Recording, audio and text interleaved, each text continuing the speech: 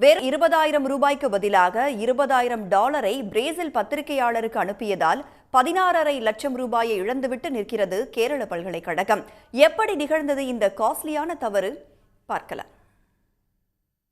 கேரள பல்கலைக்கழகத்தின் லத்தீன் அமெரிக்க ஆய்வு மைய மாணவர்களுக்கு கடந்த 2023ஆம் ஆண்டு பிரேசிலைச் சேர்ந்த மிலன்சி மார்டினிக் என்ற பத்திரிகையாளர் ஆன்லைன் மூலம் 4 முறை வகுப்பெடுத்துள்ளார்.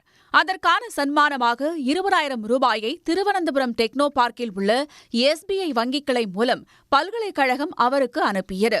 ஆனால் வங்கி பரிமாற்றத்தின் போது எழுத்தர் தட்டச்சில் செய்த ஒரு சிறிய தவறு கேரளா பல்கலைக்கழகத்தின் லத்தீன் அமெரிக்க ஆய்வு மையத்திற்கு பெரும் இழப்பை ஏற்படுத்தியுள்ளது.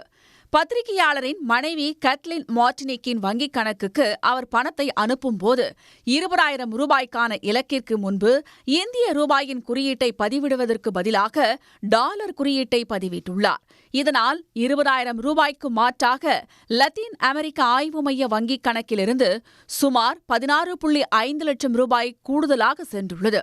கடந்த 2023 ஜூன் 15ஆம் தேதி நேர்ந்த இந்த தவறு குறித்து சம்பந்தப்பட்ட பிரேசில் பத்திரிகையாளரை தொடர்பு கொண்டு பல்கலைக்கழகம் தெரிவித்த போது பணத்தை திருப்பி அனுப்புவதாக உறுதியளித்த அவர் பின்னர் பணத்தை அனுப்பிவிட்டதாகவும் கூறியுள்ளார்.